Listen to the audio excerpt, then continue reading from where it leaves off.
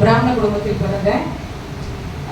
பிறந்து வளர்ந்து ரட்சிக்கப்பட்டு தேவனால தேவன் பயன்படுத்துகிற ஒரு பாத்திரமா ஒரு கழுதையா வந்து இங்கே நாங்கள் நின்றுட்டு இருக்கேன். அவ்வளோதான்.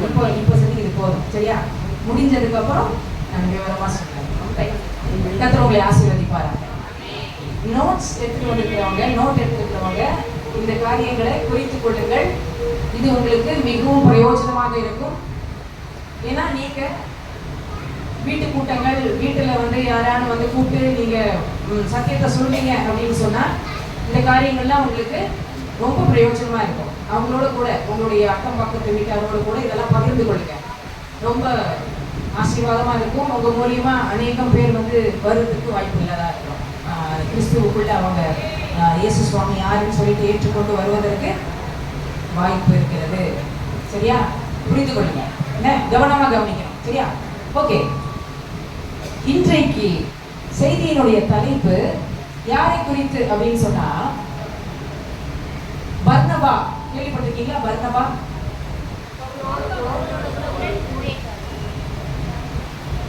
பவுலோட கூட இருந்த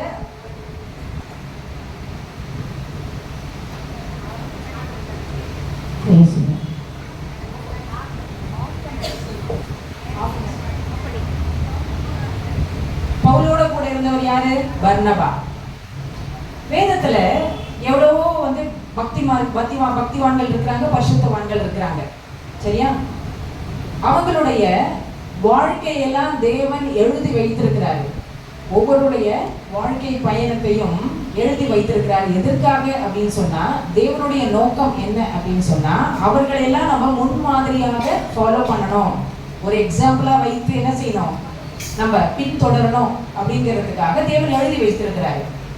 ஒரு விசேஷமான ஒரு பகுதியை வேதத்துல வாசிக்கலாம். வாசிங்க. அப்போஸ்தலனாகிய யாக்கோபு, அதாவது இயேசுவானவருடைய சகோதரன் அவரு. யாக்கோபு எழுதின நிருபம் 5ஆம் அதிகாரம் 10-11 வசனங்களை வாசிங்க பார்ப்போம். என் சகோதரனே, கர்த்தருடைய நாமத்தினாலே பேசின தீர்க்கதரிசிகளை துன்பப்படுத்துதலுக்கும் நீடிய பொறுமைக்கும் திருஷ்டாந்தமாக வைத்துக் கொள்ளுங்கள். இதோ பொறுமையாய் இருக்கிறவர்களை பாக்கியவான்கள் என்கிறோமே. யோபுவின் பொறுமையை குறித்து கேள்விப்பட்டிருக்கிறீர்கள். கர்த்தருடைய செயலின் முடிவையும் கண்டிருக்கிறீர்கள். கர்த்தர் மிகுந்த உருக்கமும் இரக்கமும் உள்ளவராய் இருக்கிறாரே. ஆமா, இங்க யார திருஷ்டாந்தமாக வைத்துக் கொள்ள சொல்லியிருக்கிறார் பாருங்க. எல்லாரையும் பரிசுத்தவான்களை எதற்கெல்லாம் திருஷ்டாந்தமாக, அதாவது ஒரு மாதிரியாக முன்மாதிரியாக வைத்துக் கொள்ளுங்கள் அப்படின்னு சொல்லியிருக்கிறார். திருஷ்டாந்தமாக வைத்துக் கொள்ளுங்கள். அவங்களுடைய துன்பப்படுதல், அவங்களுடைய வாழ்க்கையினுடைய நடக்கை கிரியைகள் எல்லாவற்றையும் என்ன செய்யணும்? நம்ம திருஷ்டாந்தமாக வைத்துக் கொள்ளணும் அப்படின்னு சொல்லியிருக்காரு. இங்க நாம யார முன்மாதிரியாக நம்முடைய வாழ்க்கையில வைத்திருக்கிறோம் அப்படின்னு சொல்லிட்டு சொன்னா வைக்கணும் அப்படின்னு சொன்னா வேதத்துல உள்ள பாத்திரங்களை தான் என்ன செய்யணும்? நம்ம முன்மாதிரியா வைக்கணும். வேற யாரையும் வெளியில இருக்கிற மனுஷர்களே என்ன செய்யக்கூடாது? நம்ம முன்மாதிரியா வைக்க கூடாது.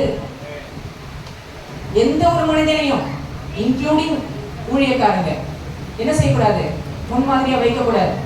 வெளியில உள்ள எந்த மனுஷனா இருந்தாலும் என்ன செய்யக்கூடாது? சினிமா நட்சத்திரங்கள், அப்புறம் பேச்சாளர்கள் எவ்வளவோ பேர் இருக்காங்க. அவங்களையெல்லாம் என்ன செய்யக்கூடாது? முன்மாதிரியா வைக்கக்கூடாது. ஏன் அப்படின்னு சொன்னா தேவன் இந்த வேதத்தில் உள்ள பாத்திரங்களுக்கு யார் சாட்சியா இருக்காரு? தேவன் சாட்சியா இருக்காரு. தேவன் சாட்சியா இருக்காரு. அதனால என்ன செய்யக்கூடாது? நம்ம வெளியில உள்ள ஆட்களை வந்து நம்ம முன்மாதிரியா வைக்கிறது கூடாது. அப்படிப்பட்ட நம்ம முன்மாதிரியா ஃபாலோ பண்ண வேண்டிய ஒருத்தரை வந்து இங்க நாங்க பாக்குறோம் அப்படின்னு சொன்னா அவர் பேர் பர்னபா. யார் இந்த பர்னபா? அவருடைய வாழ்க்கை என்ன? அவருடைய செயல்பாடுகள் என்ன அப்படின்னு சொல்லிட்டு நம்ம இங்க பார்க்க போறோம். இதுல இருந்து நம்ம கற்றுக்கொள்ள வேண்டிய விஷயம் என்ன, கற்றுக்கொள்ள வேண்டிய பாடம் என்ன அப்படிங்கறத பார்க்க போறோம். மிக கவனமா கவனிக்கணும். சரியா? முதல் பகுதியில யார் இந்த பர்னபா? முதலாக பர்னபாவை குறித்து நம்ம அப்போஸ்தலர் நடவடிக்கைகள் 4ஆம் அதிகாரத்துல பார்க்கிறோம். சரியா? அப்போஸ்தலர் நடவடிக்கைகள் 2ஆம் அதிகாரத்துல என்ன ஆகுது அப்படின்னு சொன்னா சபை ஆரம்பமாகுது. பெந்தெகோஸ்தே நாள் அன்னைக்கு பேதுரு பிரசங்கிக்கிறாரு.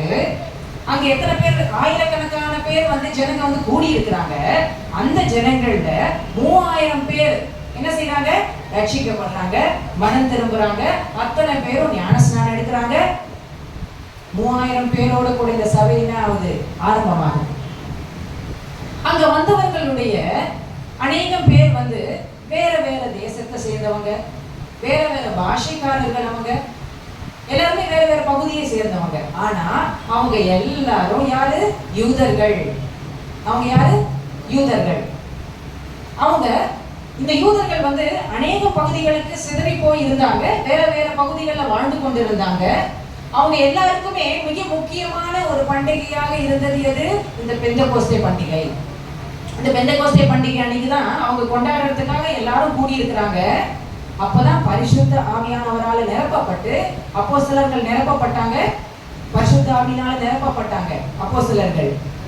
அப்படி நிரப்பப்பட்ட ஒருவர் தான் யாரு, பேதுரு. அந்த பேதுரு எழுப்பி நின்று என்ன செய்யறாரு, பிரசங்கம் பண்றாரு, தேவனுடைய வார்த்தையை அறிவிக்கிறாரு. இப்போ நம்ம அந்த பகுதியை நம்ம வாசிக்கும் பொழுது 13 அந்த அப்போஸ்தலருடைய 2-3 அதிகாரத்துல நம்ம 2ஆம் அதிகாரத்துல வாசிக்கும் பொழுது கிட்டத்தட்ட 13 தேசத்திலிருந்து ஜனங்கள் அங்கே வந்திருக்கிறாங்க. வேற வேற பாஷையை கொண்டு வந்தவங்க. அப்போ அங்க 3000 பேருடன் அந்த சபை ஆரம்பமாகிறது.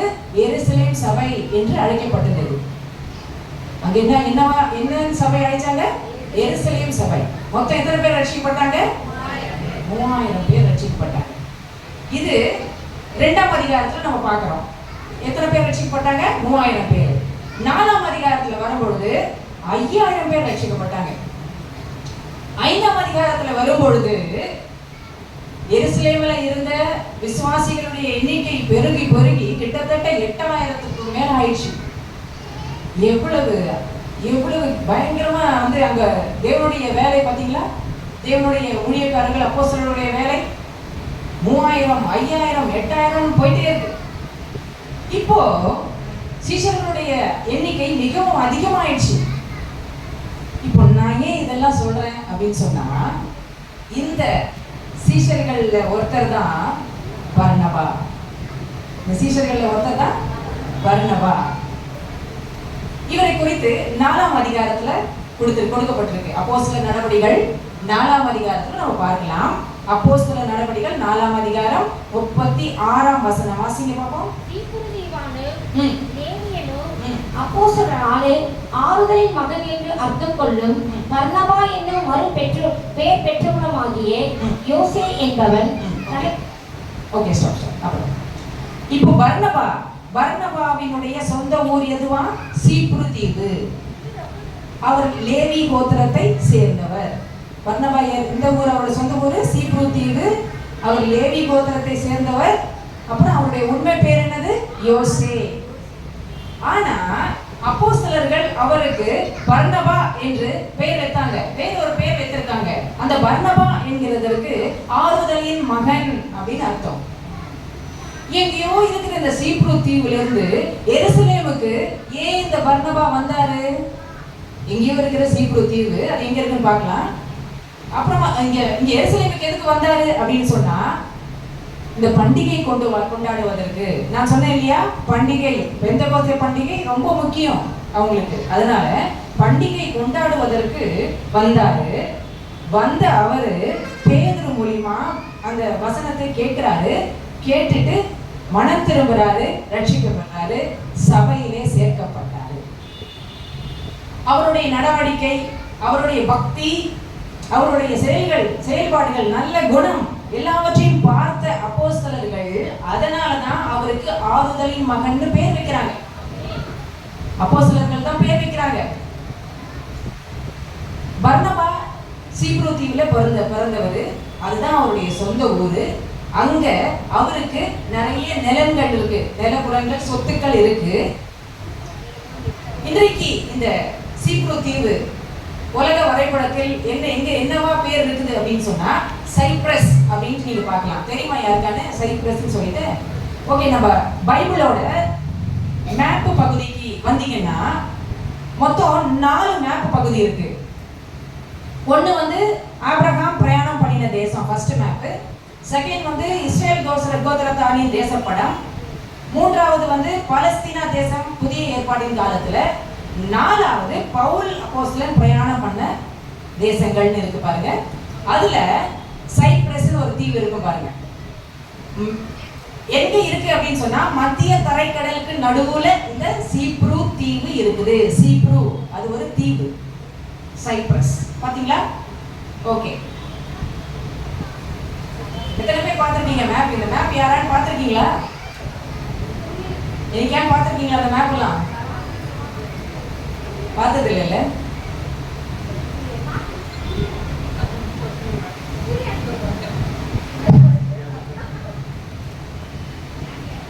பார்த்து ஆராய்ந்து பார்த்து கற்றுக்கொள்ளணும். ஆராய்ந்து பார்க்கணும். அப்பதான் புரியும் ஏன் அதெல்லாம் போட்டுட்டாங்க அப்படின்னு சொல்லிட்டு. பவுல் அவ்வளவு இடத்துல பிரயாணம் பண்ணியிருக்கிறாரு. பவுல் 3 மிஷனரி அதாவது சுவிசேஷ பயணங்களை மேற்கொண்டிருக்கிறாரு. சும்மா இல்ல, 3 அவர்.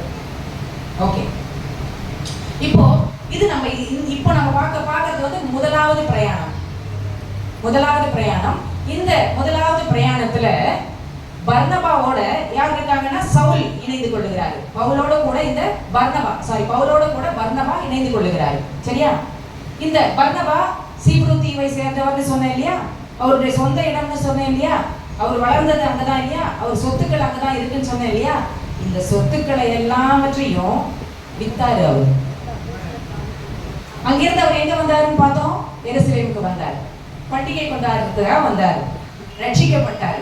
மனம் திரும்பினார். சபையில சேர்க்கப்பட்டார். சபையில மிக ஆக்டிவா இருந்தார். சுறுசுறுப்பா இருந்தார். ஆகையினாலதான் அப்போஸ்தலருடைய கண்கள்ல அவர் பட்டார். அதனாலதான் அவர்கள் வந்து அவங்களுக்கு என்ன பேர் வச்சாங்க? ஆறுதலின் மகன் பேர் வச்சிருக்காங்க. இந்த பாயிண்டை ஏன் வலுவிருக்கிறேன் அப்படின்னு சொன்னா உங்களுக்கு அது புரியணும். அதுக்காக தான் அந்த பாயிண்டை வலுவுறுத்தி சொல்லிட்டு இருக்கேன். சரி, ஓகே. மீண்டும் அப்போஸ்தலர் 4ஆம் அதிகாரம் 36-37 வாசிங்க பாப்போம். அப்போஸ்தலனாலே ஆறுதலின் மகன் என்று அர்த்தம் கொள்ளும் பர்னபா என்னும் மறுபெயர் பெற்றவனமாகிய யோசே என்பவன் தனக்கு உண்டாயிருந்த நிலத்தை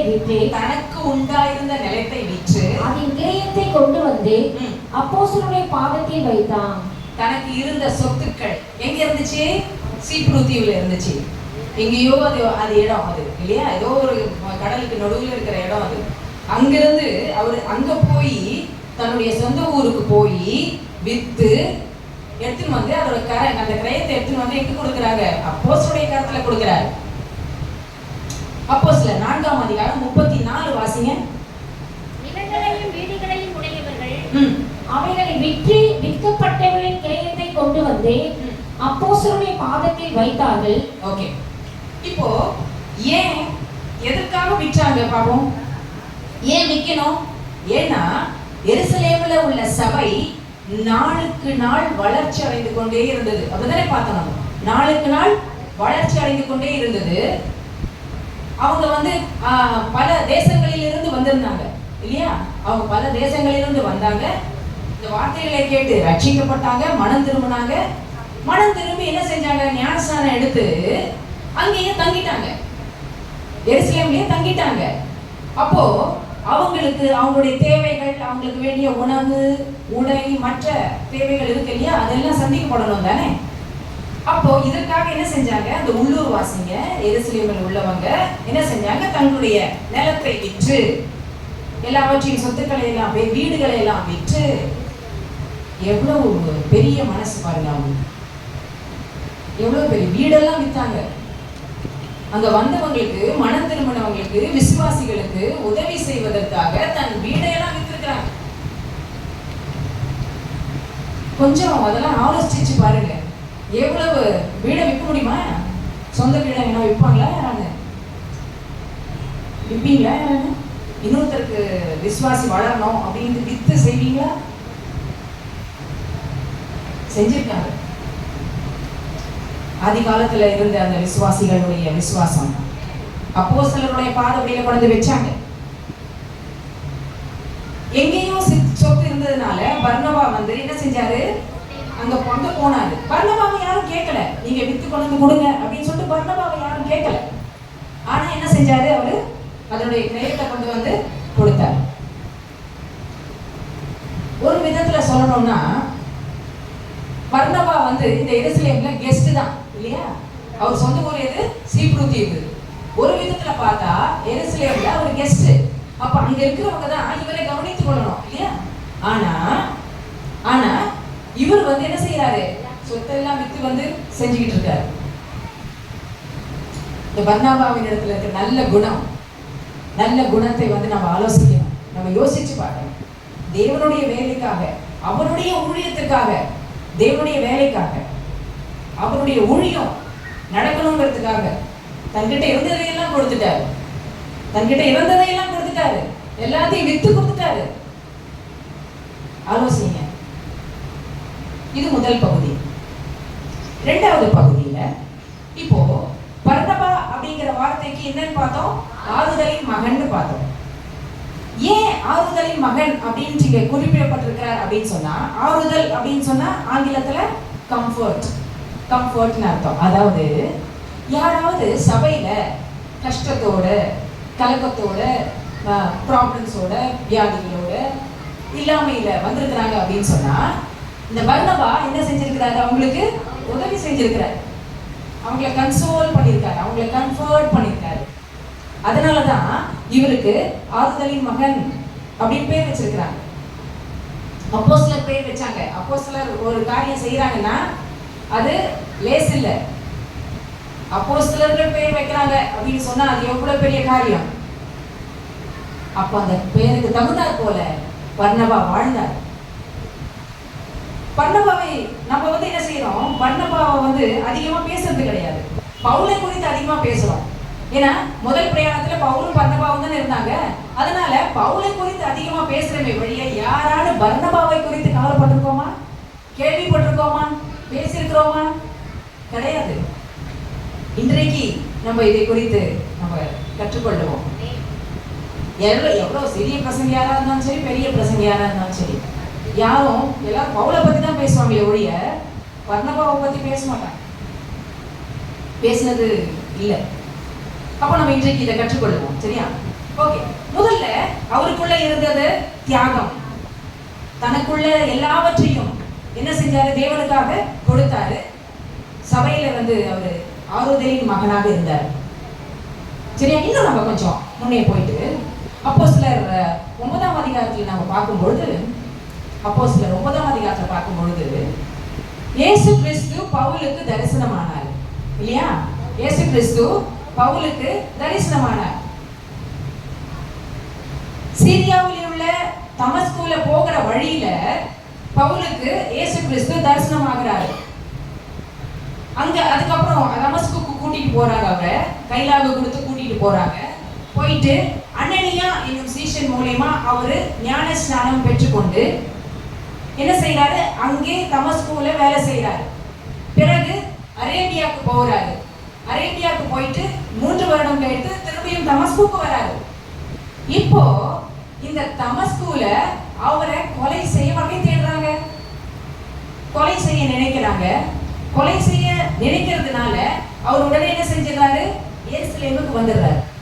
எங்க வராரு பவுல், எருசலேமுக்கு வராரு.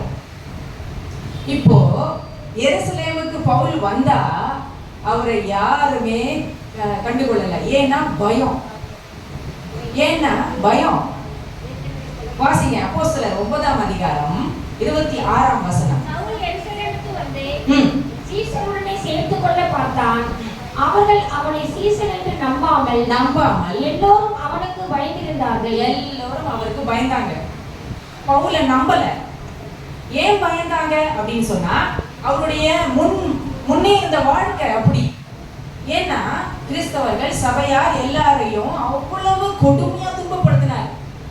குழந்தைகள் ஸ்திரீகள் கூட பார்க்காம இழுத்து கொண்டு வந்து அவர்களை வந்து சிறையில் அடைத்தார். அது போதாதுன்னு தமஸ்குக்கு லெட்டர் எழுதிட்டு நிருபங்கள்லாம் எழுதி எடுத்துட்டு போயிட்டு அங்க இருக்கிறவங்களை துன்பப்படுத்துறதுக்காக போறார். இப்படிப்பட்ட கொடூரமான குணமுடையவரா இருந்தார் பவுல். அதனால என்ன செய்யல, அவரை நம்பல. அதனால பவுல் மனம் திரும்பி வந்தா கூடியும் அப்போஸ்தலர்களோ சரி யாரும் சரி அவரை பார்க்கவே விரும்பல. அந்த நேரத்துல தான் யாரு அவரை சேர்த்துக்கொண்டா அப்படின்னு சொன்னா இந்த பர்னபா தான் அவரை சேர்த்துக்கொண்டார். வாசிப்போம். அப்போஸ்தலர் 9ஆம் அதிகாரம் 27ஆம் வசனம். அப்பொழுது பர்னபா என்பவன் அவனை சேர்த்துக்கொண்டு அப்போஸ்தலரிடத்திலே அழைத்துக் கொண்டு போய் வழியிலே அவன் கர்த்தரை கண்ட விதத்தையும் அவர் அவனோடு பேசினதையும் தமஸ்குவில் அவன் இயேசுவின் நாமத்தினாலே தைரியமாய் பிரசங்கித்ததையும் அவர்களுக்கு விவரித்து சொன்னான். இப்போ அப்போஸ்தலரிடத்திலே பவுல் வர காரணம் யாரு? பர்னபா. பவுலை அப்போஸ்தலரிடத்திலே கூட்டிக் கொண்டு வந்தது யாரு? பர்னபா. அவங்களுக்கு அறிமுகம் செய்தது யாரு? பர்னபா தான். இப்போ பவுலை பர்னபா அறிமுகம் செய்யாதிருந்திருந்தா என்ன ஆயிருக்கும்? யோசிங்க. பவுலை பர்னபா அறிமுகமே செய்யல அப்படின்னு சொன்னா என்ன ஆயிருக்கும்? இத்தனை நிருபங்கள் வந்திருக்காது, இத்தனை மிஷனரி விசேஷ பிரயாணங்கள் இருந்திருக்காது, ஒண்ணுமே இருந்திருக்காது. இப்போ இன்னொரு விஷயம் பார்க்கலாம். இயேசு கிறிஸ்துவினுடைய ஊழிய வாழ்க்கையில ஆரம்பத்துல முதல்ல சீஷனா இயேசுவோட கூட சேர்ந்தவர் அந்திரேயா. யாரு? அந்திரேயா. இந்த அந்திரேயா தான் என்ன செய்யறாரு? தன்னுடைய சகோதரனாகிய பேதுருவை போய் பார்த்து அவர்கிட்ட பேசி அவரை சம்மதிச்சு அப்புறம் இயேசுகிட்ட கூட்டி வர. இயேசுவுக்காக யார் பேசுறாங்க? அந்திரேயா பேசுறாங்க. ஆனா பிற்பாடு என்ன ஆயிடுது? அந்திரேயா பின்தங்கிடுறாரு, பேதுரு முன்னு வந்துடுறாரு. அதே போலதான் இங்க பார்க்கும்போது பர்னபா பவுலை என்ன செய்யறாரு? அப்போஸ்தலரிடத்துல அறிமுகம் செய்யறாரு. இவர் மனம் திரும்பிட்டாரு, இவர் இனிமே யாரையும் துன்பப்படுத்த மாட்டாரு, இவர்கிட்ட இயேசுநாதர் பேசியிருக்காரு, இவரை வழி நடத்திருக்கிறாரு, இவர் மனம் திரும்பிட்டாரு அப்படின்னு சொல்லிட்டு ஞானஸ்நானம் எடுத்துட்டாரு அப்படின்னு சொல்லிட்டு என்ன செஞ்சிட்டாரு?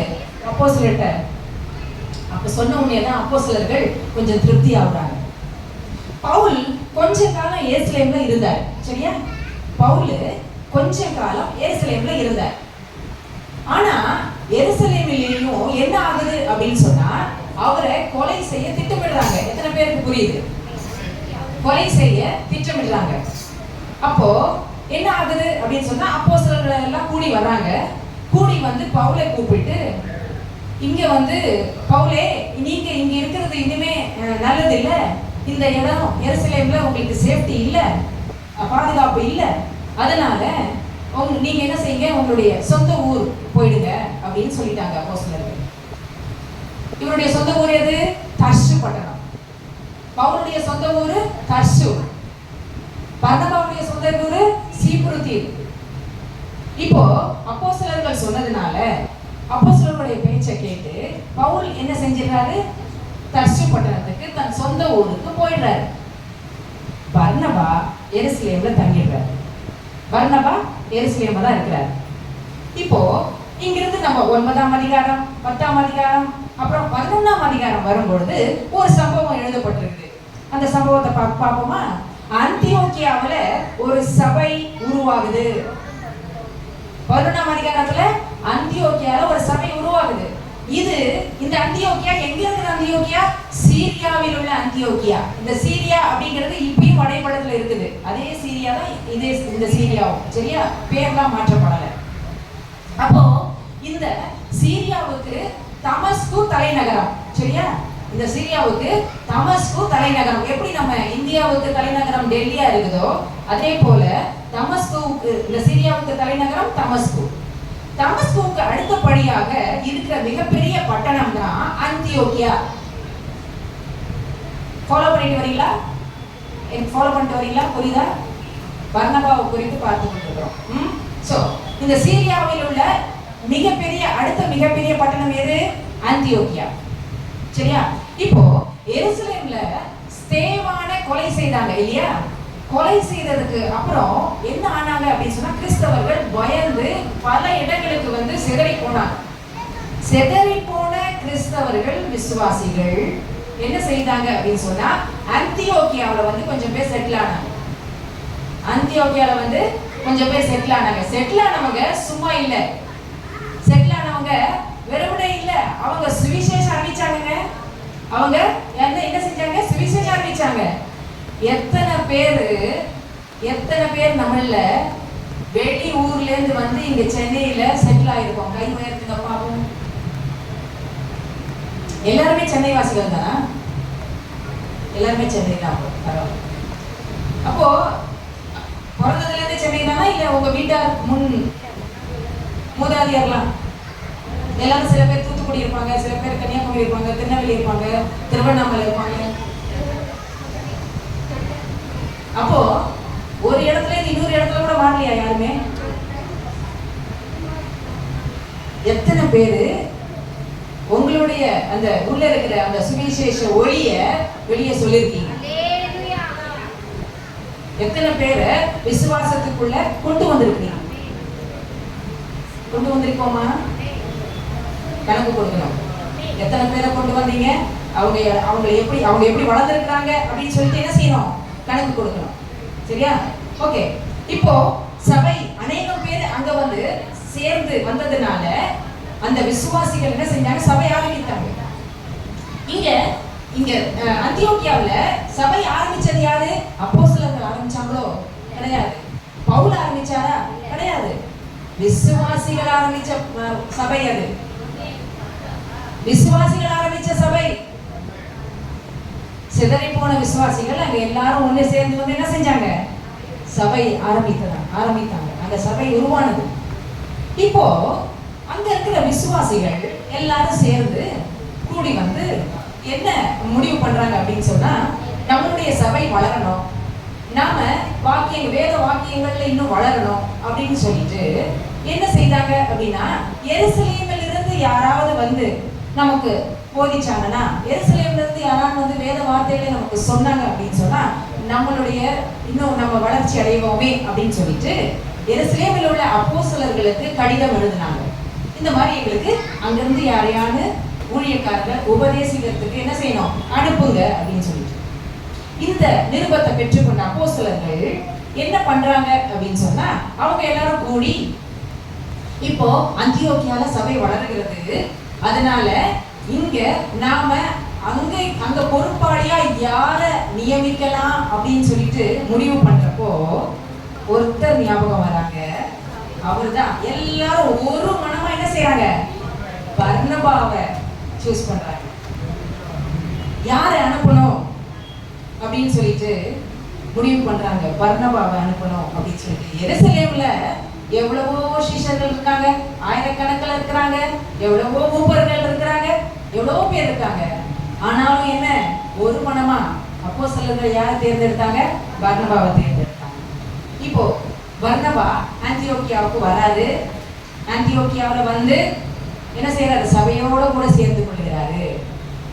அந்தியோக்கியாவுக்கு பர்னபா வந்துட்டாரு. இப்போ அந்த சபையில சேர்ந்துக்கிட்டார். வாசிப்போம். அப்போஸ்தலருடைய நடவடிக்கைகள் 11ஆம் அதிகாரம் 22, 23, 24. எல்லாரும் வாசிங்க. எருசலேமில் உள்ள சபையார் இந்த காரியங்களை குறித்து கேள்விப்பட்ட பொழுது அந்தியோகியா வரைக்கும் போகும்படிக்கு பர்னபாவை அனுப்பினார்கள். அவன் போய் சேர்ந்து தேவனுடைய கிருபையை கண்ட பொழுது சந்தோஷப்பட்டு கர்த்தரில் மன நிர்ணயமாய் நிலைத்திருக்கும்படி எல்லாருக்கும் புத்தி சொன்னான். அவன் நல்லவனும் பரிசுத்த ஆவியினாலும் விசுவாசத்தினாலும் நிறைந்தவனுமாய் இருந்தான். அநேக ஜனங்கள் கர்த்தரிடமாய் சேர்க்கப்பட்டார்கள். பர்னபாவை குறித்து சொல்லப்படுகிற அந்த காரியத்தை கவனிங்க பார்ப்போம். அவர் நல்லவனும் பரிசுத்த ஆவியினாலும் விசுவாசத்தினாலும் நிறைந்தவனுமாய் இருந்தார். எப்படி பாருங்க, தேவன் அவரை குறித்து எழுதி வச்சிருக்கார். சபையில அவருக்கு இருக்கக்கூடிய அந்த சாட்சியை பாருங்க. எப்படிப்பட்ட ஒரு சாட்சி! உங்களை குறித்தும் என்னை குறித்தும் சபையின் உறுப்பினர்கள், சபையில உள்ளவர்கள் நம்மளை குறித்து என்ன சாட்சி சொல்லுகிறாங்க? பொய் சொல்லுகிறவர்களாக இருக்கிறோமா? மோசம் போக்குகிறவர்களாக இருக்கிறோமா? கபடான இருதயம் உள்ளவர்களாக இருக்கிறோமா? இல்ல வேஷமாகவே இருக்கிறோமா? 4 சவுத்துக்குள்ள உட்காந்துட்டு ஒருத்தர் மாத்தி ஒருத்தர் பேசிட்டு பாலிடிக்ஸ் பண்ணிட்டு இவங்க அப்படி அவங்க எப்படி இவங்க எப்படி இதே போல் சொல்லிட்டு புறம் கூறிக்கிட்டு என்னை பத்தி அப்படின்னு பெருமையா பேசிட்டு இப்படி இருக்கோமா?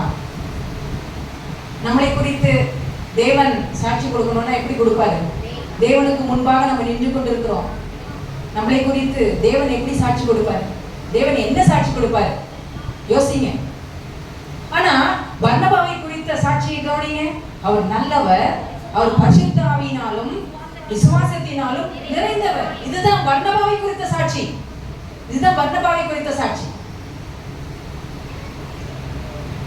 4ஆம் அதிகாரத்துல நம்ம பார்த்தோம்ல, அவரு நிலங்களை எல்லாம் விற்று, தன் சொத்துக்களை எல்லாம் விற்று அதன் கிரயத்தை என்ன செஞ்சாரு? அப்போஸ்தலருடைய பாதபடியிலே கொண்டு வந்து கொடுத்தாருன்னு பார்த்தோம். அப்போ அவர் எப்படிப்பட்ட ஒரு ஆறுதலின் அவருடைய அந்த சுபாவத்தை பார்த்தோம். எப்படிப்பட்ட அந்த தியாக சுபாவம் அதை பார்த்தோம் இல்லையா? ஆனா பவுலுக்கு யாரும் ஹெல்ப் பண்ணல, பவுலுக்கு யாரும் ஆறுதல் சொல்லல, பவுலை யாரும் நம்பவும் இல்லை, பவுலிடத்துல யாரும் பேசவும் இல்லை. எவ்வளவு பயங்கரமா இருந்திருக்கு பாருங்க. அந்த நேரத்துல பவுலை ஆதரித்தது யாரு? இந்த பர்னபா தானே. அந்த நேரத்துல அப்போஸ்தலர்களை கூட்டிக் கொண்டு போனது யாரு? பவுலை, பர்னபா தானே. அவரை குறித்து அனைவரும் இவர் ஒரு நல்லவன், இவர் நல்ல விசுவாசத்துல நிறைந்தவர் அப்படின்னு சொல்லிட்டு சொன்னது யாரு? பர்னபா. எப்படிப்பட்ட இந்த பர்னபா அந்தியோக்கியாவுக்கு வந்தார். இப்போ 24ஆம் வசனத்துல என்ன போட்டிருக்கு? அநேக ஜனங்கள் கர்த்தரிடத்தில் சேர்க்கப்பட்டார்கள். இப்போ பர்னபா வந்ததற்கு பிறகு இந்த சபையானது மேலும் இன்னும் நல்ல வளர்ச்சி அடைந்தது. சபையில் அநேகர் சேர்க்கப்பட்டாங்க. அநேகர் ஏன் சேர்க்கப்பட்டாங்க? காரணம் பர்னபா, அவருடைய விசுவாசம், அவருடைய தியாகம், அவருடைய ஆதரிப்பு, அவர் வேத வசனங்களை போதிக்கிற அந்த ஞானம், இதெல்லாம் சேர்ந்துதான் சபை நல்லா வளர்ந்துருச்சு. இப்போ சபை நல்லாதானே வளர்ந்துருக்கு, சபை நல்லாதானே இருக்கு, நல்ல நிறைவா இருக்காம நல்ல வளர்ந்துகிட்டே தானே இருக்கு. வேத வசனங்களை வாக்கியங்களை நல்லா போதிக்கிறாரு பர்னபா. ஓகே, எல்லாம் அநேகர் சபையில சேர்க்கப்படுறாங்க தானே. ஆனா பர்னபா என்ன நினைக்கிறாரு அப்படின்னு சொன்னா, பர்னபா என்ன யோசிக்கிறார் அப்படின்னு சொன்னா, பவுல் தர்சு பட்டணத்துக்கு போயிட்டார் இல்லையா, அவருடைய சொந்த ஊருக்கு போயிட்டார் இல்லையா, அவரு என் கூட இருந்தா இன்னும் அதிகமா ஊழியம் பெருகுமே அப்படின்னு நினைக்கிறாரு. எல்லாமே இப்ப பவுலை குறித்து இங்க எதற்காக அவர் நினைக்கிறாரு? சபை நன்றாகத்தானே இருக்குது, அநேகர் சேர்க்கப்படுகிறார்கள் தானே. எல்லாமே பர்னபா தானே சொல்றாங்க. எதுக்கு நினைக்கணும்? ஆனா பவுலை குறித்து பர்னபா இங்க யோசிக்கிறார். ஏன் யோசிக்கிறார் அப்படின்னு சொன்னா, பர்னபா ஒரு நல்ல குணம், அவருடைய நல்ல குணம் இங்க வெளிப்படுது. பர்னபா என்ன யோசிக்கிறார்னா, சபையானது இப்ப நான் இருக்கும் பொழுது எவ்வளவு நல்லா வளர்ந்துருக்கு, அப்போ சவுல் எனக்கு துணையாக வந்தா இந்த சபை இன்னும் அதிகமா வளருமே. நான் வளர்வது முக்கியம் அல்ல, சபை வளர்வது முக்கியம். நான் உயர்வது முக்கியம் அல்ல, சபை உயர்வது முக்கியம். அதுக்குதான் துணையா பவுல் வந்தா என்ன இருக்கும், நலமா இருக்கும்னு நினைச்சாரு பர்னபா. அப்படிதான் யோசித்தா பர்னபா. அப்படி யோசித்தவர் மூப்பர்கள் இடத்துல அந்த சபையை ஒப்படைச்சிட்டு, மூப்பர்கள் பொறுப்புல அந்தியோக்கியா சபையை ஒப்பு கொடுத்துட்டு, நான் தர்சு பட்டணத்துக்கு போறேன், நான் போயிட்டு பவுலே என்ன செஞ்சு வரணும், சம்மதிச்சுட்டு கூட்டி கொண்டு வரணும் அப்படின்னு சொல்லிட்டு என்ன செஞ்சாரு, கிளம்பி போயிட்டாரு. இப்போ அந்தியோக்கியாவிலிருந்து தர்சு பட்டணத்துக்கு வரணும்.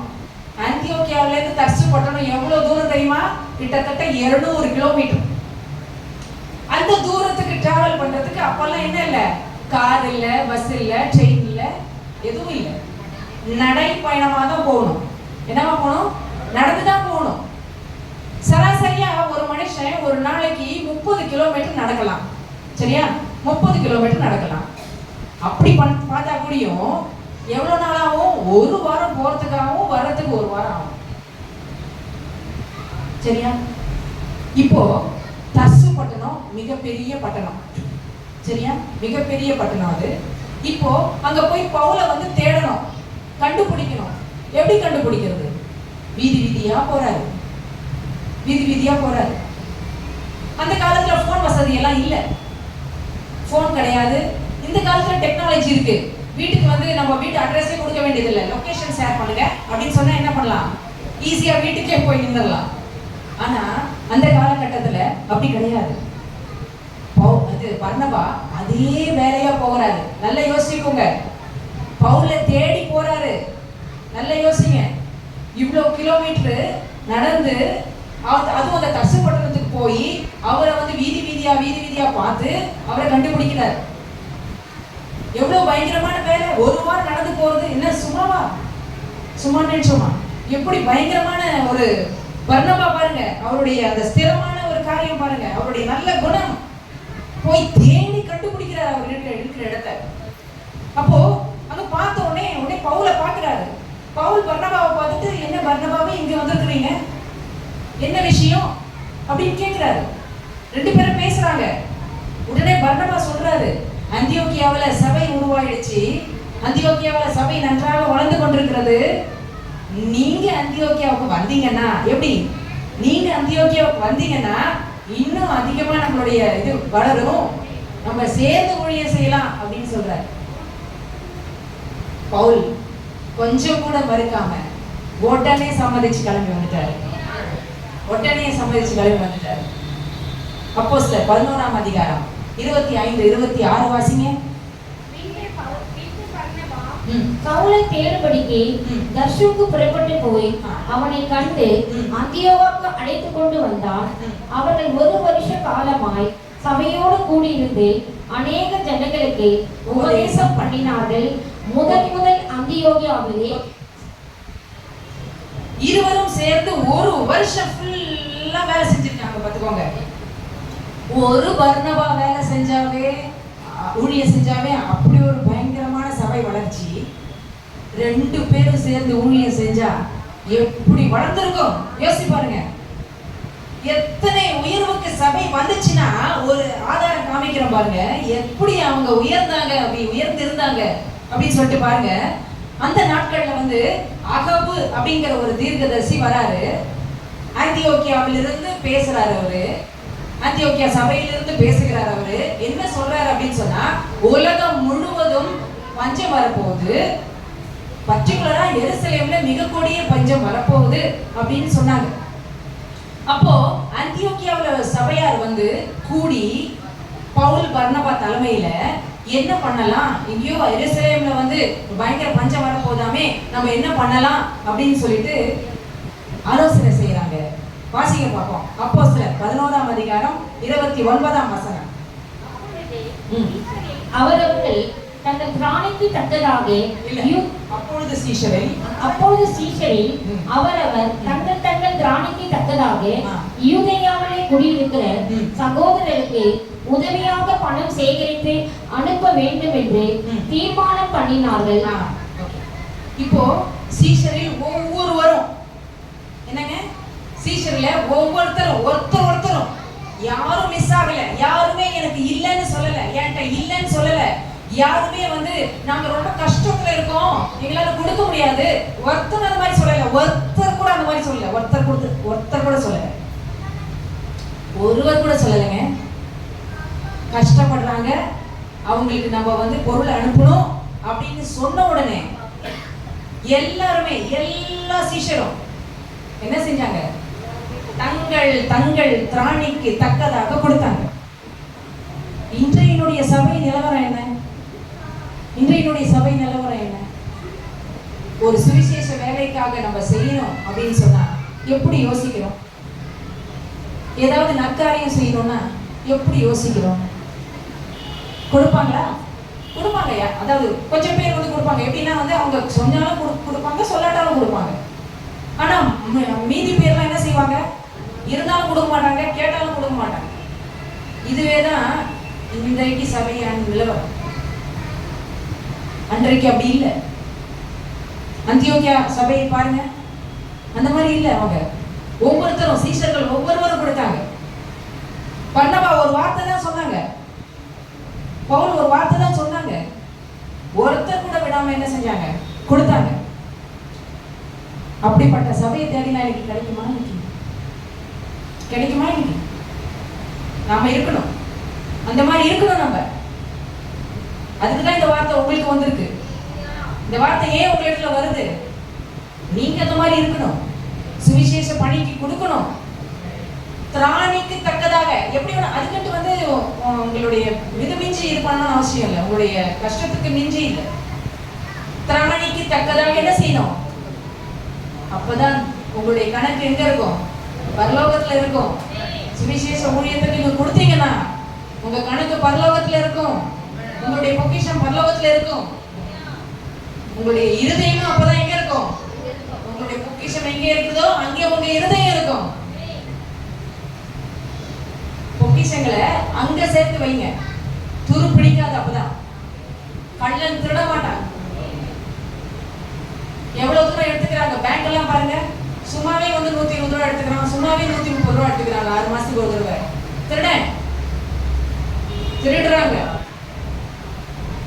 ஆனா பரலோகத்துல நம்மளுடைய கணக்கு இருந்ததுன்னா யாரும் திருட மாட்டாங்க, யாரும் திருட மாட்டாங்க, திருடவும் முடியாது. உங்களுடைய கணக்கு எங்க இருக்கு? உங்களுடைய பொக்கிஷம் எங்க இருக்கு? யோசித்து பாருங்க, நிதானமா யோசித்து பாருங்க. நம்ம எவ்வளவோ நம்மளுடைய அக்கௌண்ட்ல எவ்வளவோ பணம் இருக்கலாம், அது எல்லாமே வந்து நம்ம தேவனுடைய பணிக்காக செலவு பண்ணணும்னு நினைங்க. குடும்பம் இல்லையா, குழந்தை இல்லையா, குட்டி இல்லையா அப்படின்ட்டு அது நான் சொல்ல வரல.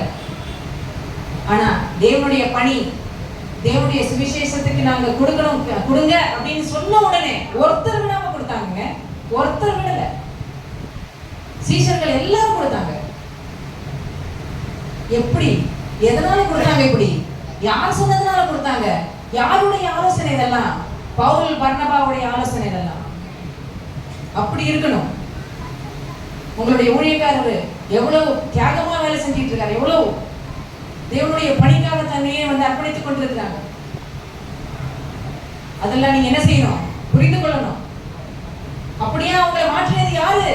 பவுலும் பர்னபாவும் மாற்றினாங்க. இப்படிப்பட்ட ஒரு சம்பவம், அவங்களை மாற்றின சம்பவம். எப்படிப்பட்ட ஜனங்களா இருந்திருப்பாங்க, அவங்களை மாற்றி இருக்கிறாங்க பாருங்க, கொடுக்கக்கூடியவர்களா. ஓகே, இப்படியா எல்லா காணிக்கையும் சேருது. இந்த காணிக்கைகள் எல்லாம் சேர்த்து இப்போ எருசலேமுக்கு கொண்டு போகணும். எருசலேமுக்கு கொண்டு போவது யாரு? யார் கையில கொடுக்கிறது? ஏன்னா நிறைய பணம், எல்லா சீஷர்களும் வந்து பணம் கொடுத்துருக்காங்க. அப்போ நிறைய பணம் இருக்கு. யார் கையில கொடுக்கறது? யாரானுக்கு தேவையில்லாதவங்க கையில கொடுத்தா என்ன ஏமாத்திடுவாங்க, மோசம் பண்ணிடுவாங்க, தனக்கு யூஸ் பண்ணிப்பாங்க. இப்படி இருக்கு. அதனால யார் கையில கொடுத்து அனுப்பலாம் அப்படின்னு நினைச்சாங்க அப்படின்னா பவுல் கையிலையும் பர்னபா கையிலையும் கொடுத்து அனுப்பலாம் அப்படின்னு முடிவு பண்ணாங்க. அந்த மொத்த பணத்தையும் பவுல் பர்னபா 2 பேரும் என்ன செஞ்சாங்க? வாங்கிக்கிட்டு. ஏன் பர்னபாவினுடைய பேர் வந்து அழுத்தமா அங்க சொல்லப்பட்டிருக்கு அப்படின்னு சொன்னா, முன்பதாக நம்ம முன்ன பார்த்தோம்ல, அவருடைய நிலங்களையும் அவருடைய சொத்துக்களையும் வித்து முழு கிரயத்தையும் கொண்டு வந்து எங்க கொடுத்துட்டாரு? அப்போஸ்தலனுக்கு கொடுத்துட்டாரு. அவ்வளவு தியாகம். அவருக்கு அந்த பண ஆசை இல்ல, அந்த பொருள் ஆசை இல்ல. ஆகையினால என்ன செஞ்சாங்க? அவரிடத்துல கொடுத்து விட்டாங்க. அதனால அவர்கிட்ட கொடுப்பதுதான் நியாயம் அப்படின்னு நினைச்சாங்க. புரியுதா? பர்னபாவிடத்துல இருந்த குணாதிசயம் பாருங்க எவ்வளவு அருமையானது. இப்போ அப்போஸ்தலர் 13ஆம் அதிகாரத்துக்கு வரும்போது அந்தியோக்கியா சபையில பவுலும் பர்னபாவும் இருக்கிறாங்க. சரியா? அந்தியோக்கியா சபையில பவுலும் பர்னபாவும் இருக்கிறாங்க. இப்போ பரிசுத்த ஆவியானவர் என்ன செய்யறாரு அப்படின்னு சொன்னா, பவுலையும் பர்னபாவையும் ஊழியத்துக்கு என்று பிரித்து அனுப்புறாங்க. பவுலையும் பர்னபாவையும் ஊழியத்துக்கு என்று பிரித்து அனுப்புறாங்க.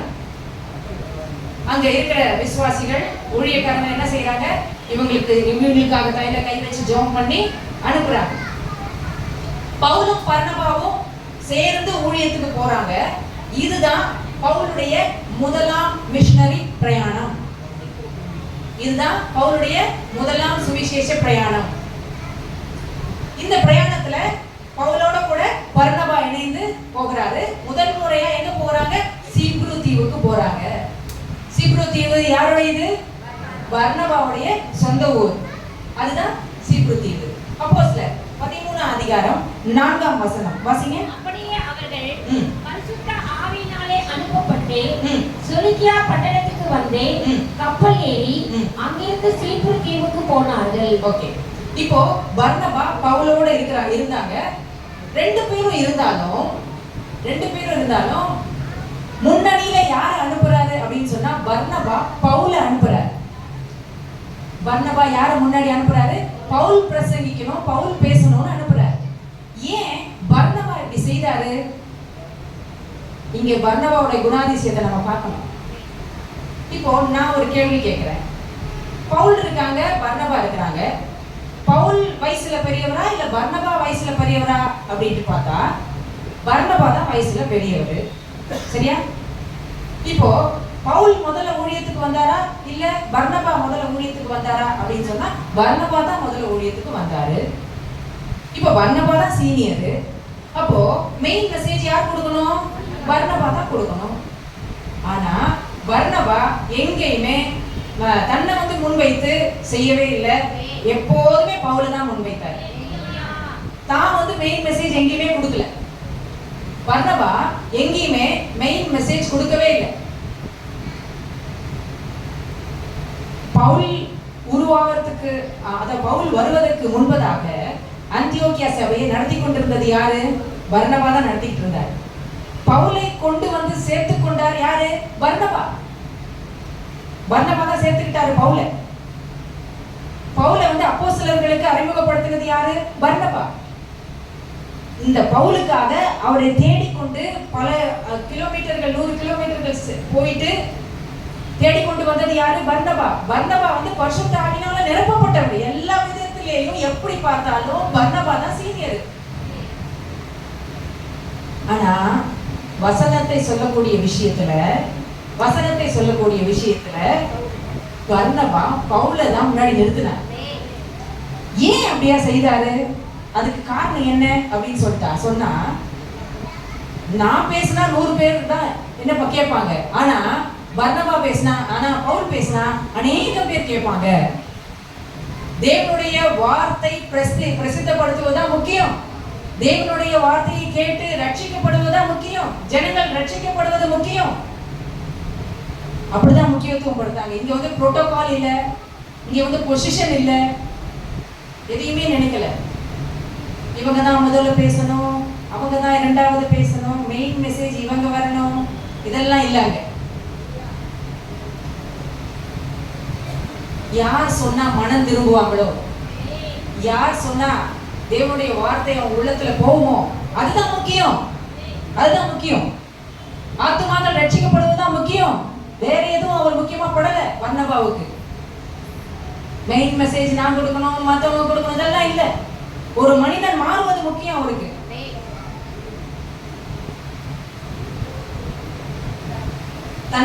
என்னை விட நன்றாக பேசக்கூடியவர் பவுல்.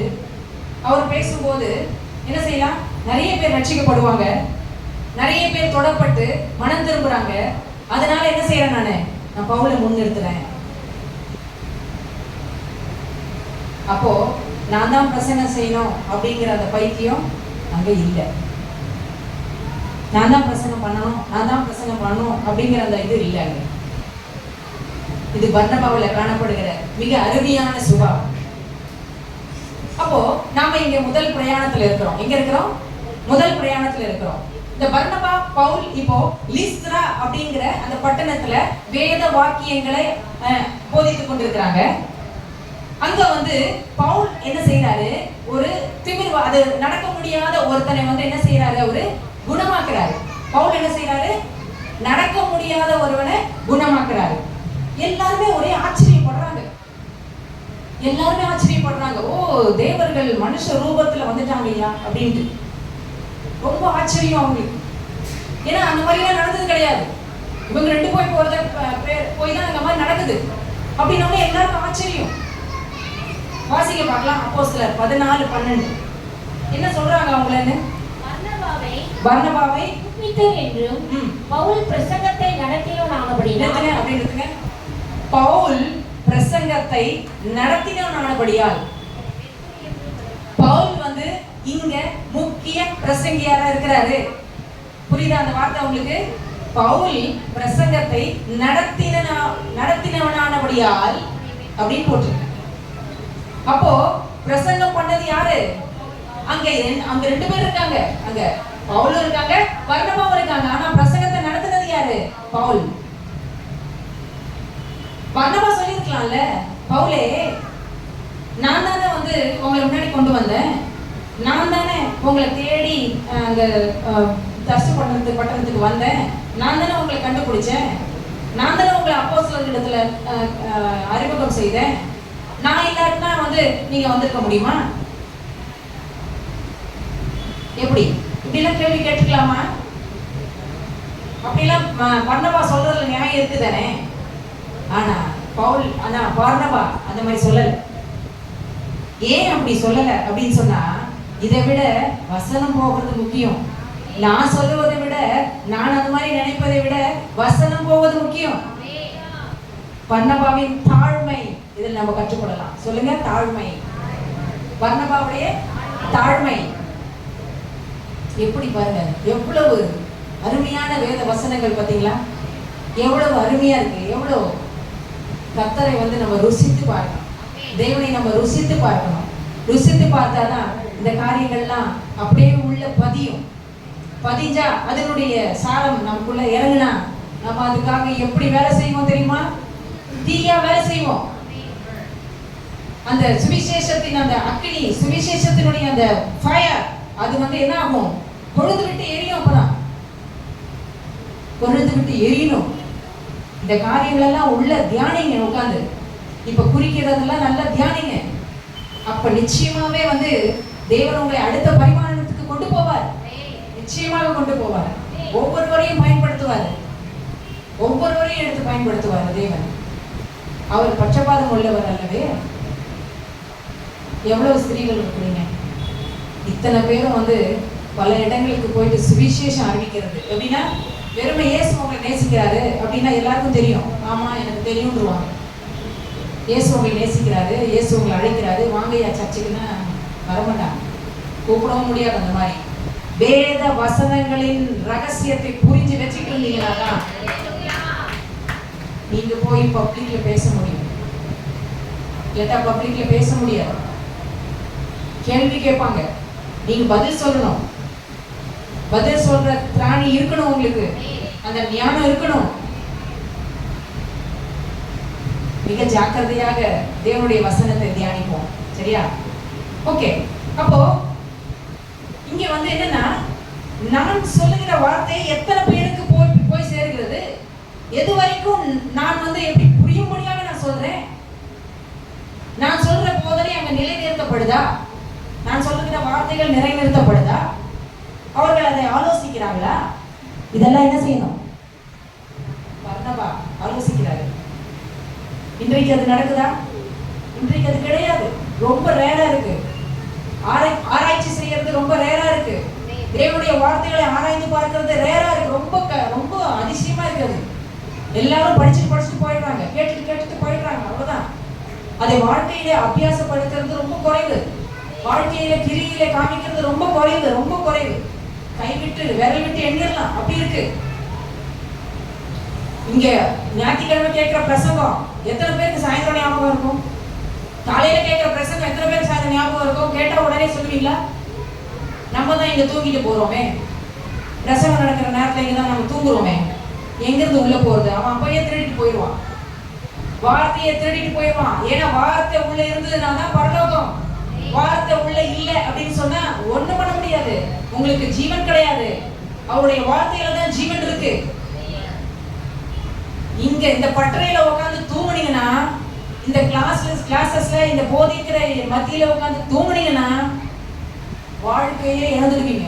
அப்படின்னா என்ன அர்த்தம்? நித்திய வாழ்க்கையை இழந்துருவீங்க. மிக ஜாக்கிரதையா கவனிச்சு மனம் திரும்பினீங்கன்னா நல்லது. தேவனுக்கு முன்பாக சாட்சி உள்ளவர்களா இருக்கணும். தேவன் உங்களுக்கு உதவி செய்வார்.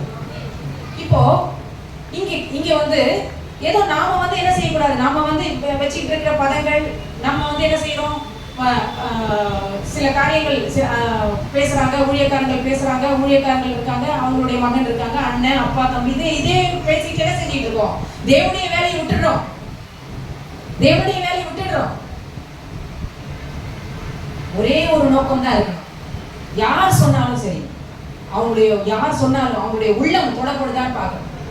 அவங்களுடைய உள்ளம் தொடப்பட்டு மாற்றம் உண்டாகும். நாம பார்க்க வேண்டியது அதுதான். உண்மையான விஷயத்தை நம்ம ஆலோசிக்கணும். ஏதேதோ விஷயங்களை பேசிக்கிட்டு நம்ம நேரத்தையும் காலத்தையும் கடத்தக்கூடாது. சரியா? ஓகே. பர்னபாவுக்கு இப்படிப்பட்ட எண்ணம் இருக்கு. எத்தனையோ அவர் தன்னை எப்படியோ வந்து தாழ்த்தினார். தன்னைத்தானே என்ன செஞ்சாரு? தாழ்த்தினார். அது ஏன்னா தேவனுடைய வேலை நடக்கணும்.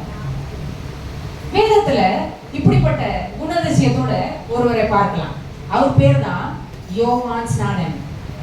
யோவான் ஸ்நானன் அவர் தேவனுக்கு மிகவும் பிரியமானவரா இருந்தார். இங்க இன்னொரு கேள்வி, முதலிலே ஊழியம் செய்ய ஆரம்பிச்சது யாரு? யோவான் ஸ்நானனா இயேசு கிறிஸ்துவா?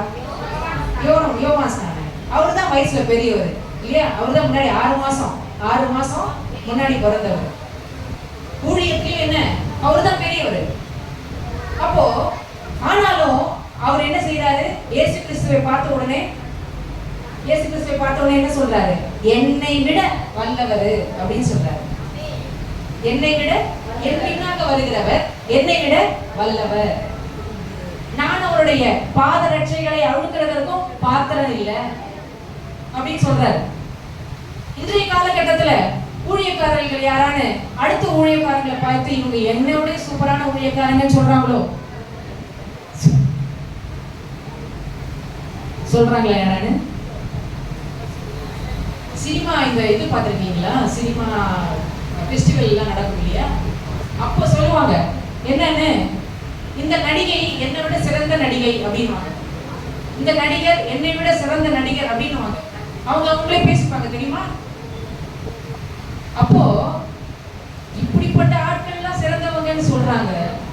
ஆனா ஊழியக்காரர்கள் மத்தியில இவங்க என்னை விட சிறந்த, உயிரோடு இருக்கிறப்ப பேசுறது இல்லை அவங்கள பத்தி.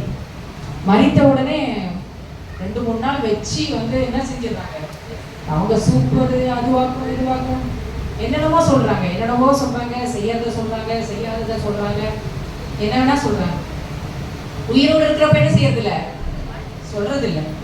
நான் தான் உயர்ந்தேன், நான் தான் மெயின் மெசேஜ், நான் தான் சீனியர் இப்படிதான் சொல்லிட்டு இருக்காங்க.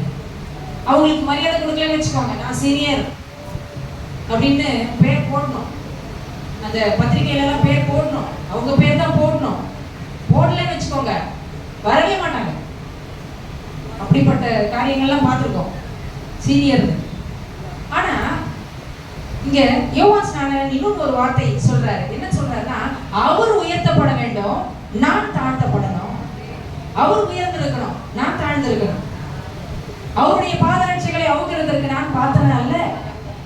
எவ்வளவு பெரிய மனசு பாருங்க யோவான் ஸ்நானன். நான் தண்ணீர்னால ஞானஸ்நானம் கொடுக்கிறேன், ஆனா அவர் வந்து பரிசுத்த ஆவியினாலும் அக்னியினாலும் என்ன செய்வாரு? உங்களுக்கு ஞானஸ்நானம் கொடுப்பாரு. 4 சுவர்களுக்கு மத்தியில அவர் இதை சொல்லல, 4 சவுத்துக்குள்ள அவர் சொல்லல, பப்ளிக்ல சொன்னாரு இந்த வார்த்தைகளை, வெளியில எல்லாரும் கேட்கும்படியா சொன்னாரு. இது யோவான் ஸ்நானன் கிட்ட இருந்த அந்த சாந்த குணம், அந்த தாழ்மை. பழைய ஏற்பாட்டுல இன்னொரு 2 பேரை பத்தி பார்க்கலாம். அவங்க 2 பேர் ஃப்ரெண்ட்ஸ், 2 பேர் நண்பர்கள், உயிர் நண்பர்கள். அவங்க யாரு? தாவீதும் யோனத்தானும். தாவீது யோனத்தான். ஒரு ஃப்ரெண்ட்ஷிப் டே அப்படின்னு சொன்னாவே நமக்கு ஞாபகம் வருது யாரு? தாவீதும் யோனத்தான். தாவீது யோனத்தான் 2 பேருமே ஒரு ரொம்ப அருமையான நண்பர்கள். யோனத்தான் யாரு? அவர் சவுல் ராஜாவினுடைய மகன். அடுத்து ராஜாவா வரக்கூடியது யாரு? யோனத்தான் தான். சவுலுக்கு அப்புறம் ராஜாவா வரக்கூடிய தகுதி யாரு? ஜோனத்தான். ஆனா தாவீது யாரு? அவரு ஆடு மேய்க்கிறவர். அவரு யாரு? ஆடு மேய்க்கிறவர். அப்போ சவுல் ஒரு நாளைக்கு தன் மகனை கூப்பிட்டு, நீ தாவீதை கொன்று விடு, அப்போ நீ என்னுடைய அரியணைக்கு வந்துடலான்னு சொல்ற. தாவீது எங்க? கொலை செய்ய வகை தேடிட்டு இருந்தாரு சவுல். ஆனா ஜோனத்தான் ஒரு நாளும் தாவீதை காட்டி கொடுக்கல. எந்நேரமும் அவரு தாவீதை காப்பாற்றி கொண்டுதான் இருந்தார். ஏன்னா எப்போதுமே ஜோனத்தான் தான் அந்த ராஜாவாக அரியணையில உட்காரணும், அந்த தகுதி எனக்கு வேண்டாம், தாவீதுக்கு தான் அந்த தகுதி இருக்குன்னு நினைச்சார். தன்னுடைய ஃப்ரெண்டு, தன்னுடைய நண்பன் தாவீதுக்கு தான் அந்த தகுதி இருக்கு அப்படின்னு நினைச்சாரு. பாருங்க, இந்த காலத்துல என்ன நடக்குமா? இந்த காலத்துல நடக்குமா?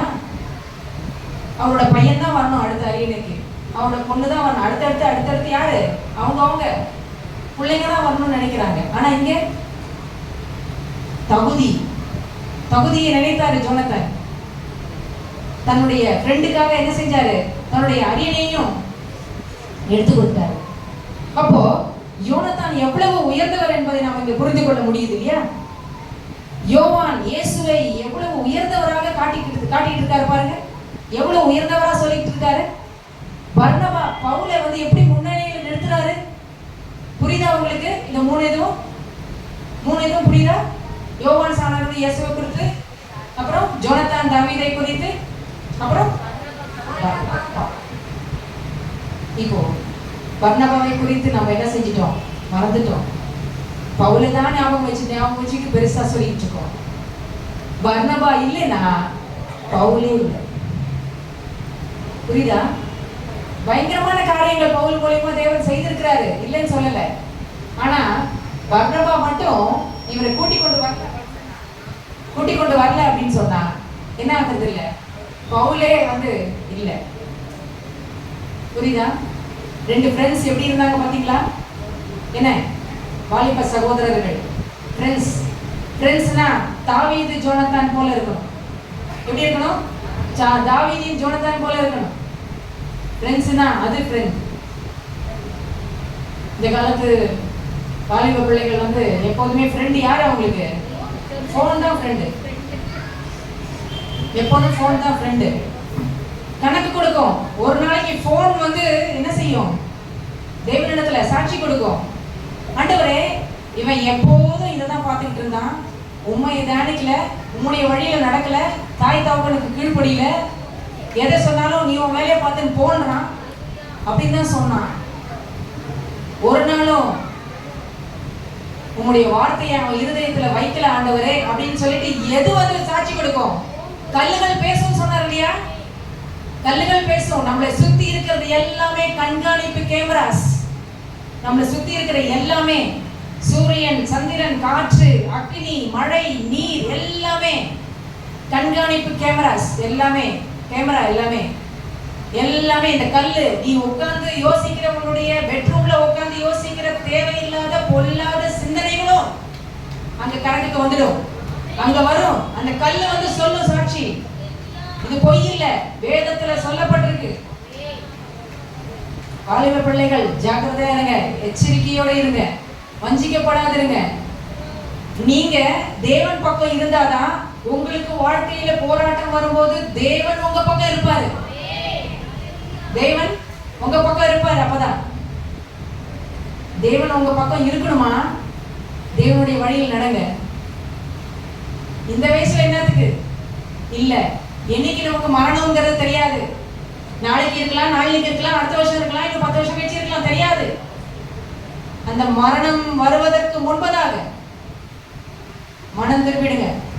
மரணம் வருவதற்கு முன்பதாக மனம் திரும்பிடுங்க. மரணம் வந்ததுக்கு அப்புறம் உங்களுடைய ஜீவன் உங்க சரீரத்திலிருந்து வெளியே வந்துச்சுன்னா மறுபடியும் இந்த உலகத்தை பத்தி யோசிக்கவே முடியாது. மறுபடியும் ஒரு வாழ்வை குறித்து யோசிக்கவே முடியாது. மறுபடியும் சான்ஸ் கிடைக்காது. நேரம் எங்க போகணுமோ அங்கதான் போகணும். அடுத்த க்ஷணம், ஒரு க்ஷண பொழுதுல அங்க போயிட வேண்டியதுதான். ஒரு க்ஷண பொழுதுல அந்த வேதனைப்படுகிற இடத்துக்கு போக வேண்டியிருக்கும்.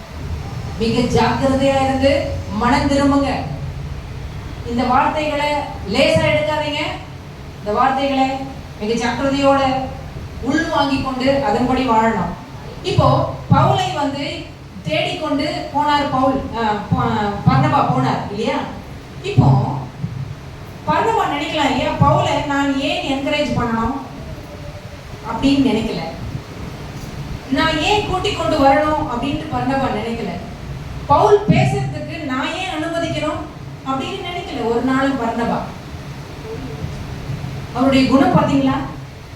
முதல் நூற்றாண்டுல வாழ்ந்த விசுவாசிகள், முதல் நூற்றாண்டு வாழ்ந்த சீஷர்களுடைய அந்த கள்ளம் கபடம் இல்லாத அந்த நிலைமை இன்றைக்கு நமக்கு இருக்கா? கள்ளம் கபடம் இல்லாம தேவனுக்கு முன்பாக நம்ம வாழணும்.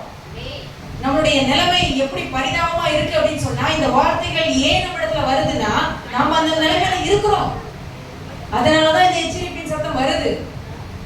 இல்லட்டா நான் இதை எடுத்துக்கொண்டு இங்க வரணும்னு அவசியம் இருக்காங்கன்னா, தேவனுடைய திட்டம் இல்லாம எதுவுமே நடக்காது. நான் வீட்டை விட்டு வெளியே அப்படி நவர கூட முடியாது. தேவனுடைய ஆலோசனை இல்லாம, தேவனுடைய சித்தம் இல்லாம நீங்களும் உங்க வீட்டை விட்டு இங்க உட்கார முடியாது. தேவன் யாருடைய நேரத்தையும் காலத்தையும் வேஸ்ட் பண்ண மாட்டார். விருதாவா போக விட மாட்டார். எல்லா நேரமும் மிகவும் மிக ஜாக்கிரதையாக நம்ம வாழக்கூடிய ஒவ்வொரு நிமிஷம், நம்மளுடைய வாழ்க்கையில ஒவ்வொரு நிமிஷமும் மிகவும் பயங்கரமானது. தேவன் கொடுத்த அந்த ஜீவன், தேவன் கொடுத்த அந்த வாழ்க்கை, தேவன் கொடுக்கிற இந்த உயிர் ஏனோ தானோ வாழுகிற வாழ்க்கை அல்ல நம்மளுடைய வாழ்க்கை. பர்னபாவுடைய குணாதிசயத்தை பாத்தீங்களா? எத்தனை ஆதரிப்பு, எத்தனை விசுவாசம், எத்தனை தாழ்மை, எவ்வளவு. இன்னும் என்ன சொல்லணும் பர்னபாவை பத்தி? இன்னும் என்ன வேணும் பர்னபாவை பத்தி உங்களுக்கு? பவுலை பத்தி எவ்வளவுனா பேசலாம், பர்னபாவை பத்தி பேசுங்க. பாத்தீங்கன்னா எவ்வளவு அருமையா இருக்கு. தன்னை பின் தள்ளி விட்டு தன்னை பின்னணியில வைத்துக் கொண்டு பவுலை முன்னணியில வச்சுட்டாரு. என்ன? ஏன்? தேவனுடைய வார்த்தை பிரசங்கிக்கப்படணும், தேவனுடைய வார்த்தை பிரசித்தப்படுத்தப்படணும், தேவனுடைய வார்த்தை செல்லணும், எல்லா இடத்துக்கும் செல்லணும். அதுக்காக தான் அங்கிருந்து அந்தியோக்கியாவில இருந்து பிரிச்சு அனுப்புனாங்க. எல்லா இடத்துக்கும் போகட்டும், பவுலும் பர்னபாவும் இப்படி ஒரு ஊழியம் செய்யறாங்களே அப்படின்னு தான் என்ன செஞ்சாங்க? பரிசுத்த ஆவியானவர் பிரிச்சு அனுப்புனாரு. ஏன்னா அந்தியோக்கியாவில அவங்க உண்மையா வேலை செய்தாங்க. என்ன செய்தாங்க? உண்மையா அங்க வேலை செஞ்சதுனால அங்கிருந்து பிரிச்சு அனுப்புனாரு எல்லா இடத்துக்கும் போகும்படியா. நாம இருக்கிற இடத்துல உண்மையா வேலை செய்தோம்னா தேவனுக்காக நம்மளையும் அநேக இடங்களுக்கு அனுப்புவார். அங்க யாரும், அந்த சீஷர்கள் யாரும் தங்களை குறைத்து உயர்வா நினைக்கல, யாரும் தங்களை பெருமை பாராட்டி கொண்டு இருக்கல. தேவனுடைய வேலை நடக்கணும் அந்த சிந்தையோட தான் செயல்பட்டாங்க. அதனால அன்றைக்கு இருந்த சபைகள் ரொம்ப நல்லா இருந்துச்சு, ரொம்ப வளர்ச்சி அடையுது. இன்றைக்கு சபை எப்படி இருக்கு? இன்றைக்கு சபை எப்படி இருக்கு? 3000, 4000, 5000, 8000 பெருகிட்டே போச்சு. இன்றைக்கு ஏன் இப்படி தேக்க நிலை? இன்றைக்கு ஏன் தேங்கி இருக்கும்? இந்த மாதிரியான காரியங்கள் சொல்லப்படலை. இந்த மாதிரியான காரியங்களை தியானிக்கல. நீங்க கேட்கணும். உங்க ஊழியக்காரர் ஒரு வார்த்தை சொல்லி அனுப்புறாரு அப்படின்னு சொன்னா நீங்க புரியலன்னா வந்து அவர்கிட்ட கேட்கணும். அதுக்காக தான் ஊழியக்காரங்க இருக்கிறாங்க. இந்த காரியம் புரியல, இதுக்குள்ளார இருக்கிற சத்தியம் என்ன சொல்லி கொடுங்கயான்னு எத்தனை பேர் வந்திருக்கீங்க? எத்தனை பேர் வந்திருக்கீங்க அவர்கிட்ட கேட்கறதுக்கு? ஏதோ ஒண்ணு கேட்டோம், ஏதோ ஒண்ணு கை தட்டி பாட்டு பாடணும், அல்லேலூயா ஆமென் போட்டுட்டு ஒரு ஆசீர்வாதம் சொல்லுவாரு, அவ்வளவுதான் கிளம்பி போட வேண்டியது. அதுவா கிறிஸ்துவ வாழ்க்கை? இது பட்டுறங்க, இது பட்டுற, இது தீட்டப்படணும். இங்க தீட்டப்படல. நீங்க வந்து கேட்கணும். அவர் ஒவ்வொருத்தர்கிட்ட வந்து பேசிக்கிட்டு இருக்க முடியாது. நீங்க வந்து கேட்கணும். இதை பத்தி என்ன சொல்லுங்க. 10 கன்னிகைகள் பத்தி சொல்லப்பட்டிருக்கு, அதனுடைய பொருள் என்ன சொல்லுங்க. அந்த ஊமையுடைய பொருள் என்ன கேளுங்க. அப்பிரயோஜனமான ஊழியக்காரன் இருக்கு, அதனுடைய பொருள் என்ன? தேவன் யாருங்க? எங்களுக்கு புரியல சொல்லுங்க. திரியேக தேவன் யாரு? புரியல. பிதா யாரு? குமாரன் யாரு? பரிசுத்த ஆவியானவர் யாரு? புரியல சொல்லுங்க. கேளுங்க, சொல்லி கொடுப்பாங்க. கேட்டாதான் சொல்லி கொடுப்பாங்க. வாயுள்ள பிள்ளை தான் பிழைக்கும். கேளுங்க, கொடுக்கப்படும், கொடுப்பாங்க. உங்களுக்கு எப்படியான இருதயம் இருக்குன்னு சொல்லிட்டு அவங்களுக்கு எப்படி தெரியும்? உங்களுடைய உணர்வு, வசனத்தை குறித்ததான காரியம், சத்தத்தை குறித்த காரியம் உங்களுக்கு எவ்வளவு தூரம் உள்ள போயிருக்குன்னு எப்படி தெரியும் உங்களுக்கு? நீங்க வந்து கேட்டாதானே. நாங்க கேட்கவும் மாட்டோம், ஒண்ண மாட்டோம். சண்டே வரதோட ஒரு மணி நேரம் அப்படியே பாட்டு பாடிட்டு அப்படியே போயிடுறது, சாயந்தரம் மறந்துடுறது. ஒரு வாரம் அவ்வளவுதான், போயிடும், மறந்துடும். தூக்கம் தான் நமக்கு இங்க வந்தா வருது. தேவனுடைய வார்த்தை மிக ஜாகிரதையா கேளுங்க. இது தேவனுடைய வார்த்தை, இது சுய வார்த்தை அல்ல, இது சுய கற்பனையிலிருந்து வருகிற வார்த்தை அல்ல. என்னைக்குமே கற்பனையிலிருந்து வருகிற வார்த்தையை பேசுறது கிடையாது. தேவனுடைய வார்த்தை மிக எச்சரிக்கையா வரும் பொழுது ஜாகிரதையாக பெற்றுக்கொண்டீங்க அப்படின்னு சொன்னா உங்களுக்கு அது ஆசீர்வாதம். உங்களை அடுத்த பரிமாணத்துக்கு கொண்டு போவார். எப்படி அந்தியோக்கியால இருந்த ஜனங்கள் பவுலையும் பர்னபாவையும் அனுப்புனாங்களோ அந்த மாதிரி அனுப்புவார் தேவன் உங்களை. நான் கற்றுக்கொண்டது பாண்டிச்சேரியில, பைபிள் கிளாஸ் படிச்சது பாண்டிச்சேரியில, வந்து கொஞ்ச நாள் சென்னையில வேலை செஞ்சது, அவ்வளவுதான். தேவன் பயன்படுத்த ஆரம்பிச்சிட்டார்.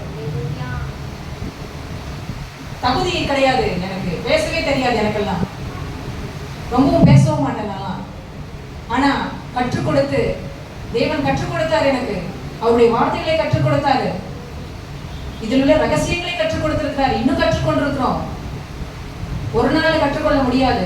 இது ஞானம், இது ஞான புத்தகம். இது வந்து உயில். இது உயில். இந்த உயில் எப்ப வந்து நடைமுறைக்கு வரும்? மரித்ததுக்கு அப்புறம் தானே. அப்ப மரித்த உயிரோட அங்க போயிட்டாரு இல்லையா? இதுதானே நமக்கு. அப்ப இந்த உயிர் வேணாமா உங்களுக்கு? ஆனா வீட்டுல நிலம் சம்பந்தப்பட்ட பத்திரம் இருந்தா மட்டும் கரெக்டா பத்திரமா பாதுகாத்து வச்சுக்கிறீங்களே, அது மட்டும் கரெக்டா பத்திரமா ரொம்ப ஜாக்கிரதையா பார்த்து வச்சுக்கிறீங்களே, அதை குறித்து மட்டும் யோசிக்கிறீங்களே. அந்த நாள் நமக்கு இருக்கு, அது இருக்கு, அதை எப்படி வைக்கலாம், இதை எப்படி செய்யலாம், அங்க எப்படி வீடு கட்டலாம், இங்க எப்படி இப்படிலாம் போதே மைண்டு. தேவனுக்காக எப்போ யோசிக்க போறீங்க? எப்போ? எவ்வளவு நேரம் வேணும் உங்களுக்கு? இன்னும் எவ்வளவு நாள் வேணும்? இன்னும் எவ்வளவு நாள் உயிரோட இருப்பீங்க நீங்க? தேவனுடைய ராஜ்யம் சமீபமா இருக்குன்னு சொன்னாரு. தேவனுடைய ராஜ்யம், அந்த ராஜ்யத்தினுடைய சுவிசேஷம் அறிவிக்கப்படணும்னு சொல்லியிருக்காரு. அறிவிக்கப்படாம அவர் வரமாட்டாரு. அந்த கவுண்ட் ஃபுல் ஆகாம, பரிசுத்தவான்களின் கவுண்ட் ஃபுல் ஆகாம, சபை கவுண்ட் ஃபுல் ஆகாம, பூரணம் அடையாம அவர் வர முடியாது. சும்மாவே வெறுமனே இருந்தீங்கன்னா அவர் சீக்கிரம் வரமாட்டாரு. நம்ம எப்போ பரலோகம் போறது? அப்புறம் இதே ஒழுங்கு இருக்கணுமா? உணர்வடையுங்க, உணர்வுள்ளவர்களா மாறுங்க. எந்த ஊழியக்காரர் பின்னால பேசாதீங்க, கல்லெறியாதீங்க பின்னாடி. மிக ஜாக்கிரதை உள்ளவர்களா இருங்க, கனப்படுத்துங்க. தேவன் உங்களை கனம் பண்ணுவாரு. சுவிசேஷ வேலைக்கு என்று கொடுங்க. உங்களுடைய பொக்கிஷம் பரலோகத்துல இருக்கணும். சபையில நீங்க பர்னபாவை போன்ற உள்ளத்துடன் இருக்கணும். ஆதரிக்கிற ஒரு மனசோடு இருக்கணும். ஒவ்வொருவரும் சபையில தூணாக நிக்கணும், சபையில தூணாக இருக்கணும். ஒரு பர்னபா இருந்தாலே சபை இப்படி வளர்ச்சி அடைஞ்சிச்சு. அப்ப இந்த சபையில 4 பர்னபா இருந்தாங்கன்னா எப்படி வளர்ச்சி அடையும்? யோசிச்சு பாருங்க. அந்த மாதிரி வளர வேண்டாமா உங்க சபை?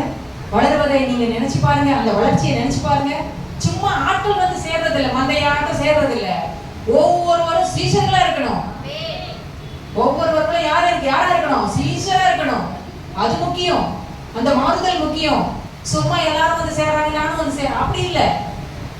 சத்தியத்தை உள்வாங்கிக் கொள்ளணும், சத்தியத்தை ஆராய்ந்து பார்க்கணும், தேவனுடைய வார்த்தையில வளரணும், தேவன் இயேசு கிறிஸ்துவை பிரதிபலிக்கணும், அவருடைய மரணத்தை சரீரத்துல தெரிவிக்கணும், பிரசித்தப்படுத்தணும்.